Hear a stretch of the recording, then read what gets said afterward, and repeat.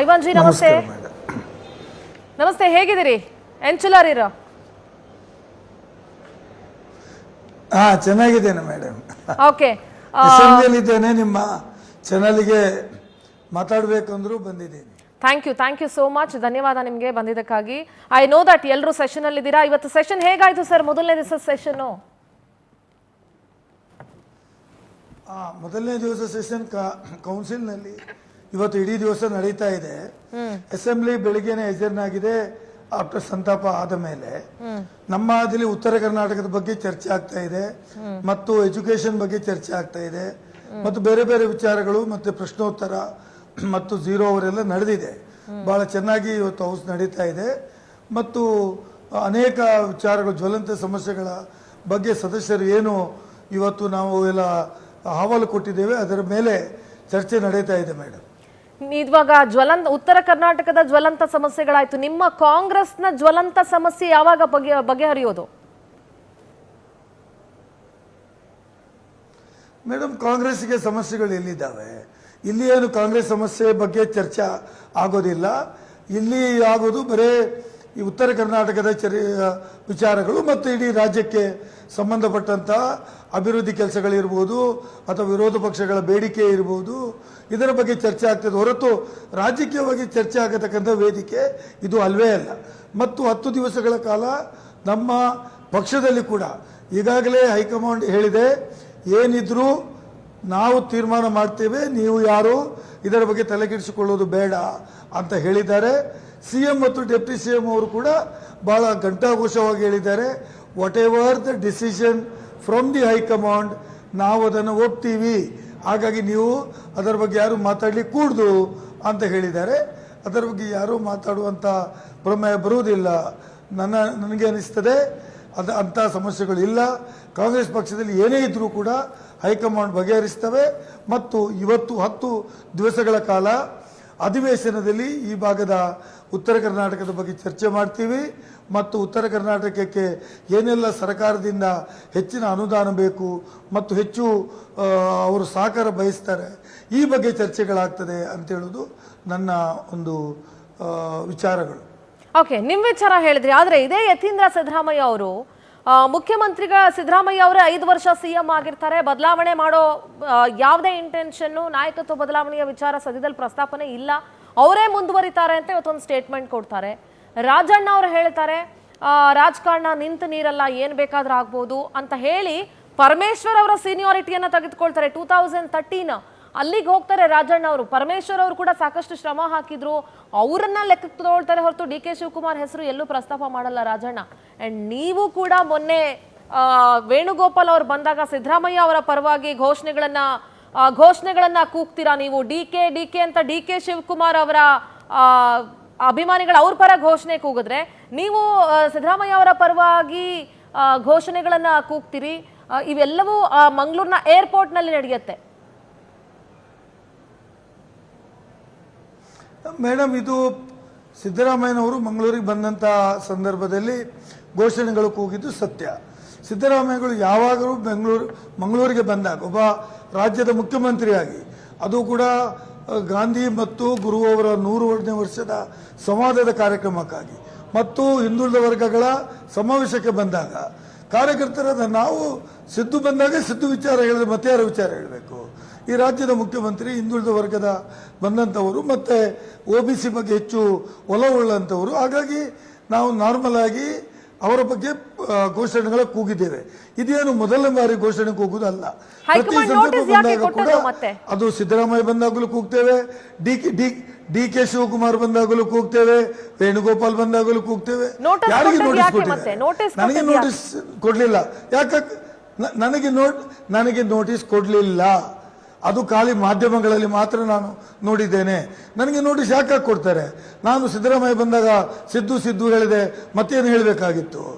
ನಾನು ಬಿಜೆಪಿ ಅವರ ಹೆಸರು ಕರಿಬೇಕಾಗಿತ್ತಾ? ಬಿಜೆಪಿ ಅವರ ಹೆಸರು ಕರಿಬೇಕು ಅಂತಲ್ಲ, ಯಾಕೆಂದ್ರೆ ಸಹಜವಾದಂತ ಅಭಿಮಾನಿಗಳಿಗೂ ಮತ್ತು ನಿಮಗಿದ್ದಂತ ಸ್ಥಾನಕ್ಕೂ ಬಹಳ ವ್ಯತ್ಯಾಸ ಇತ್ತು.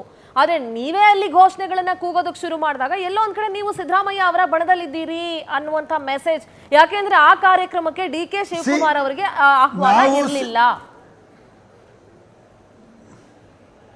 ಹಾಗಾಗಿ ನಾನು ಯಾರು ಬಂದಿದ್ದಾರೆ ಅವರ ಪರವಾಗಿ ಕೂಗಿದ್ದೇನೆ.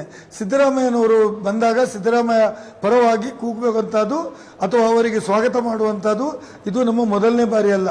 2013ರಿಂದ ನಾನು ಯಾವಾಗ MLC ಆಗಿದ್ದೇನೆ, ಯಾವಾಗ ಅವರ ಆತ್ಮೀಯತೆ ಇದೆ, ಮುಖ್ಯಮಂತ್ರಿಗಳು ಬಂದಾಗ ನಾವು ಅವರ ಪರವಾಗಿ ಕೂಗ್ತಾ ಇದ್ದೇವೆ ಮೇಡಮ್.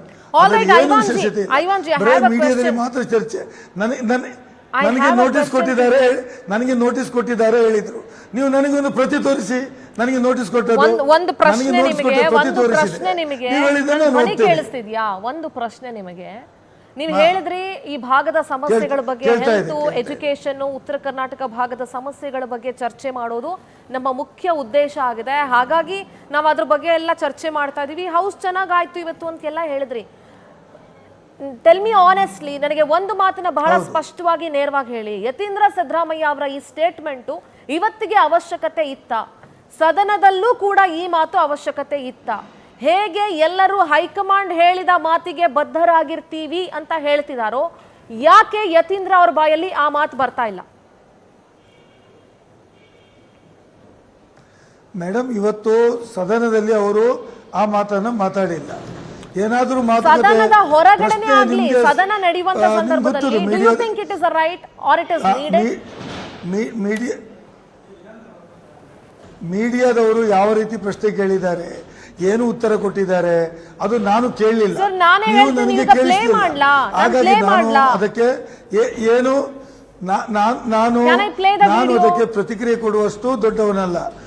ಅದು ಅಲ್ಲ, ನೀವು ವಿಡಿಯೋದಲ್ಲಿ ಹೇಳಿದ್ರು ಕೂಡ ಅದು ಅವರ ಅಭಿಪ್ರಾಯ ಹೊರತು ನನ್ನ ಅಭಿಪ್ರಾಯ ಆಗೋದಿಲ್ಲ. ನಾನು ಇವತ್ತು ನಿಮ್ಮ ಚರ್ಚೆ ಕೂತಿದ್ದೀನಿ. ನಾನು ಆ ವಿಚಾರವನ್ನ ಸರಿ ತಪ್ಪು ಅಂತ ನೀವು ಅವರಿಗೆ ಕೇಳಬೇಕು ಅಥವಾ ನಮ್ಮ ಹೈಕಮಾಂಡಿಗೆ ಕೇಳಬೇಕು. ಹಾಗಾಗಿ ನಾನು ಅದರ ಬಗ್ಗೆ ಪ್ರತಿಕ್ರಿಯೆ ಕೊಡ್ಲಿಕ್ಕೆ ಹೋಗೋದಿಲ್ಲ. ನಾನು ಇಷ್ಟನ್ನೇ ಹೇಳ್ಬೋದು, ಹೈಕಮಾಂಡ್ ಹೇಳಿದೆ, ಹೈಕಮಾಂಡ್ ಉಪಮುಖ್ಯಮಂತ್ರಿಗಳು ಯಾವುದೇ ವಿಚಾರ ಬಗ್ಗೆ ಮಾತಾಡಬಾರದು ಅಂತ ಹೇಳಿದೆ. ಮುಖ್ಯಮಂತ್ರಿಗಳ ಮಗನಿಗೆ ಹೈಕಮಾಂಡ್ ಅಪ್ಲೈ ಆಗೋದಿಲ್ಲ. ಆ ರೀತಿ ನೀವು ಅದು ಏನಿದ್ರು ಹೈಕಮಾಂಡ್ ವಿಲ್ ವಾಚ್. ಹೈಕಮಾಂಡ್ ಅದು ನೋಡ್ತದೆ ಮತ್ತು ಸರಿಯಾದ ಉತ್ತರ ಹೈಕಮಾಂಡೇ ಕೊಡ್ತದೆ. ನಾನು ಕೊಡ್ಲಿಕ್ಕೆ ಹೋದ್ರೆ ಅದು ಎಲ್ಲೆಲ್ಲೂ ಹೋಗ್ತದೆ. ಅದು ಕೊಡೋದು ಸರಿಯಲ್ಲ. ನಾನು ಅದ್ರ ಬಗ್ಗೆ ಪ್ರತಿಕ್ರಿಯೆ ಕೊಡೋದಿಲ್ಲ. ಆಲ್ರೈಟ್, ನಮ್ಮ ಜೊತೆಗೆ ಮಾತಾಡ್ತೀನಿ. I talk to you sir. BJP ಶಾಸಕರು ಸಿದ್ದು ಸವದಿ ಅವರು ನಮ್ಮ ಜೊತೆಗೆ ಜಾಯ್ನ್ ಆಗ್ತಾ ಇದ್ದಾರೆ. ಸರ್ ನಮಸ್ಕಾರ, ಕಾರ್ಯಕ್ರಮಕ್ಕೆ ಸ್ವಾಗತ ನಿಮ್ಗೆ. ನಮಸ್ಕಾರ ಮೇಡಮ್. ನಮಸ್ಕಾರ ಸರ್. ಇವತ್ತು ಉತ್ತರ ಕರ್ನಾಟಕ ಭಾಗದ ಸಮಸ್ಯೆಗಳನ್ನ ಬಗೆಹರಿಸಬೇಕು, ಪರಿಹಾರ ಮಾಡಬೇಕು, ಚರ್ಚೆ ಮಾಡಬೇಕು ಅಂತಾನೆ ಬೆಳಗಾವಿಲಿ ವರ್ಷಕ್ಕೊಂದ್ಸಲ ಒಂದು 8 ದಿನ ಅಧಿವೇಶನ ನಡೆಯುತ್ತೆ, ಚಳಿಗಾಲದ ಅಧಿವೇಶನ. ಈ ಸಂದರ್ಭದಲ್ಲಿ ಇವತ್ತು ಅದರ ಉದ್ದೇಶ ಎಲ್ಲೋ ಒಂದ್ ಕಡೆ ಬದಲಾಗ್ತಾ ಹೋಗ್ತಿದೆ ಅಂತ ಒಬ್ಬ ನಾರ್ಮಲ್ ಪರ್ಸನ್ ಆಗಿ ನಮಗನ್ಸಕ್ ಶುರುವಾಗಿದೆ. ಇವತ್ತು ಕುರ್ಚಿ ಕದನ ಬೆಂಗಳೂರಿಂದ ಬೆಳಗಾವಿಗೆ ಶಿಫ್ಟ್ ಆಗಿದೆ. ಏನ್ ಹೇಳ್ತೀರಿ? ಇಲ್ಲಿ ಬೆಳಗಾವದೊಳಗೆ ಅಧಿವೇಶನ ನಡೆದ ಹೊತ್ತಿನೊಳಗ ಕುರ್ಚಿ ಕದನ ಚರ್ಚೆ ಬರಬಾರ್ದು ಮೇಡಮ್. ನಮ್ದಂತೂ ವಿರೋಧ ಪಕ್ಷದವ್ರು ಅದೀವಿ ನಾವು. ನಮ್ದೇನು ಅದ್ರೊಳಗೆ ಭಿನ್ನಾಭಿಪ್ರಾಯ ಇಲ್ಲ. ಯಾರೇ CM ಆಗಲಿ, ಇಲ್ಲಿ ಉತ್ತರ ಕರ್ನಾಟಕ ಜ್ವಲಂತ ಸಮಸ್ಯೆಗಳ ಬಗ್ಗೆ ಚರ್ಚೆ ಆಗ್ಬೇಕು. ಇಲ್ಲಿ ಅನೇಕ ಸಮಸ್ಯೆಗಳ ಜ್ವಲಂತದಾವು.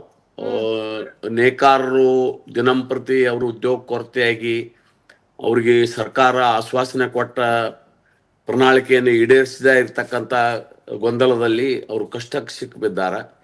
ಅವರಿಗೆ ಪರಿಹಾರ ಕೊಡುವ ಬಗ್ಗೆ ಚರ್ಚೆ ಆಗಬೇಕು. ಮತ್ತು ಅತಿವೃಷ್ಟಿ ಅನಾವೃಷ್ಟಿಯಿಂದ ರೈತರ ಬೆಳೆ ಹಾಳಾಗ್ಯದ, ಬಡವರ ಮನೆಗಳು ಬಿದ್ದಾವ, ಅವ್ರಿಗೆ ಪರಿಹಾರ ಇನ್ನೂ ಮರ್ಚಿಕೆ ಆಗಿದೆ, ಅದ್ರ ಬಗ್ಗೆ ಚರ್ಚೆ ಆಗಬೇಕು. ಮತ್ತು UKP ಬಗ್ಗೆ ರೇಟ್ ಫಿಕ್ಸೇಷನ್ ಆಗ್ಯದ, ಅದರ ಪರಿಹಾರ ಎಂದು ಕೊಡ್ತಾರ ಅನ್ನುವಂಥದ್ದನ್ನ ಸರ್ವೆಗಿರೆ ಏನೂ ನಡೆದಿಲ್ಲ. ಅದ್ರ ಬಗ್ಗೆ ಚರ್ಚೆ ಆಗಬೇಕು. ಮತ್ತು ಅಭಿವೃದ್ಧಿ ವಿಷಯಗಳಲ್ಲಿ ತಾರತಮ್ಯ ಬಹಳ ದೊಡ್ಡ ಪ್ರಮಾಣದಾಗ ನಡೀತಾ ಇದೆ. ಆ ತಾರತಮ್ಯ ನಿವಾರಣೆಯಾಗಿ ರಾಜ್ಯದ 224 ಕ್ಷೇತ್ರಗಳ ಅಭಿವೃದ್ಧಿ ಮಾಡೋದು ಆಡಳಿತ ಪಕ್ಷದ ಮುಖ್ಯಮಂತ್ರಿಗಳ ಜವಾಬ್ದಾರಿ. ಅದನ್ನ ಸರಿಯಾಗಿ ಅನುದಾನ ಹಂಚಿಕೆ ಮಾಡಬೇಕಂತ ಈ ವಿಷಯಗಳ ಬಗ್ಗೆ ಚರ್ಚೆ ಆಗ್ಬೇಕು.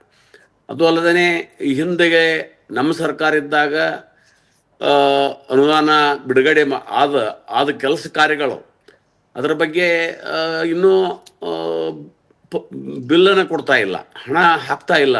ಗುತ್ತಿಗೆದಾರರು ಯಾವುದೇ ಗುಂಡಿ ತುಂಬಲಾಕು ಸಹಿತ ಅವರು ಟೆಂಡರ್ ಹಾಕ್ತಾ ಇಲ್ಲ.